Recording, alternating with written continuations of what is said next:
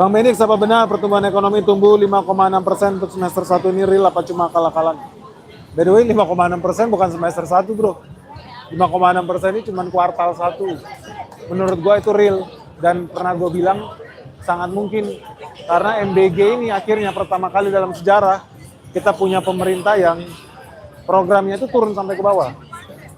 Beda dengan ketika lu bikin program, bikin bandara bodong, lu bikin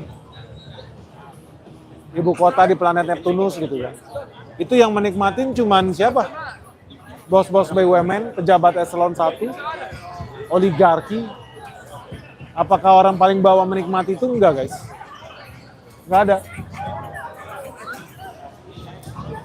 Berhenti di atas duitnya. Ngumpul aja di langit. Lu suka nggak suka sama MBG terserah. Tapi faktanya, ya karena gue juga petani ya. Ya faktanya, ya yang menikmati itu sampai ke bagian paling kecil.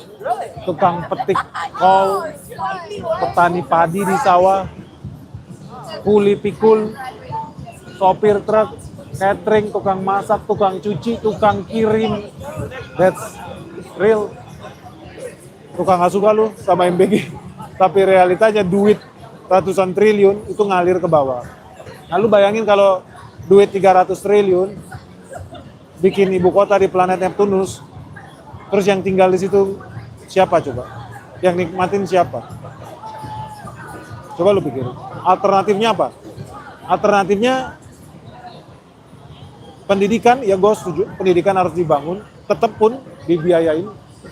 Tapi jadi nggak masuk akal pendidikan. Kalau orang yang pergi ke sekolah itu perutnya kosong, orangnya stunting. Lu mau kasih dia kursus kumon, 200 tahun pun kursus kumon, orangnya stunting, kagak bakal nyambung bro. Lu pernah nonton video kita nggak? Gue pernah giveaway di salah satu, di beberapa, di banyak provinsi lah di Indonesia. Kalau lu lihat video itu ya, gue tanya orang 8x8, anak SMA, nggak bisa jawab bro. Sedih banget. 8x8 aja nggak bisa jawab. Cek video kita. Gua setiap kali main ke daerah-daerah di Indonesia ya, lu makanya jangan hidup cuma di SCBD. Lu sekali-sekali pergilah Kalimantan Utara, pergi ke Bangka Belitung, pergi ke Papua. Lu cek di situ. Banyak orang yang makan sehari sekali aja udah bagus. Terus lu mau suruh dia sekolah gitu, baca buku, kagak bro. Disuruh sama orang tuanya, bantu bertani. Ngapain lu belajar, nggak ada guna. Disuruh sama orang tuanya mancing, ikut melaut. Boro-boro mikirin sekolah, bisa makan aja udah bagus. Nah, itu kenyataannya guys. Orang yang mengatakan MBG nggak guna itu karena mereka tidak pernah merasa kelaparan. Percuma cerdas tapi sakit lambung saat dewasa. Iya. Tapi faktanya sih ya, karena gue kayak pernah cerita deh, gue pergi ke daerah di Bengkulu Utara ya, ketemu ibu-ibu bawa anak, ada yang digendong, ada yang digeret di bawah. Gue makan warung pecel lele pinggir jalan, Bengkulu Utara miskinnya bukan main.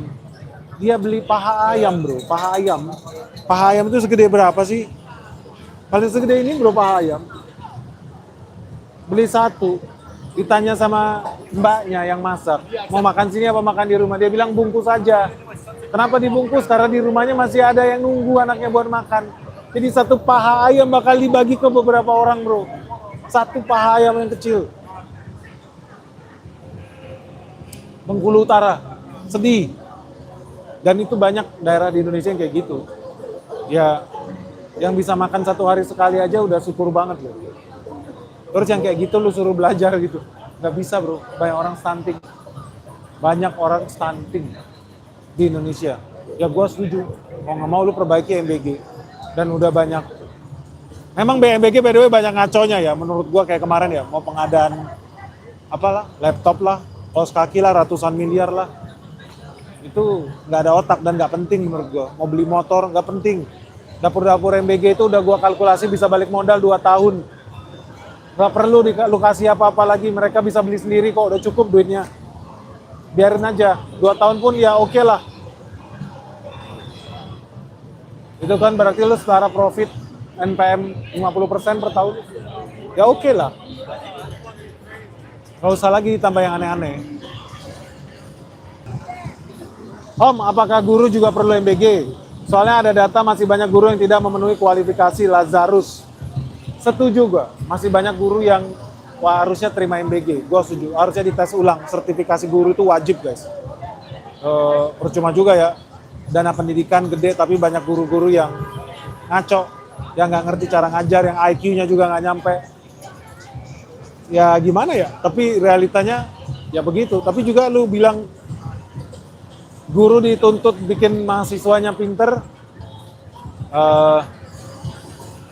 kalau gajinya cuma 200.000 juga berat. Iya, setuju gua sama lu, harusnya gajinya dinaikin ya, tapi kualifikasinya juga harusnya dinaikin juga, jadi setara lah kualifikasi sama beban kerja sama honornya juga harus setara ya. Gue setuju banget sama lu.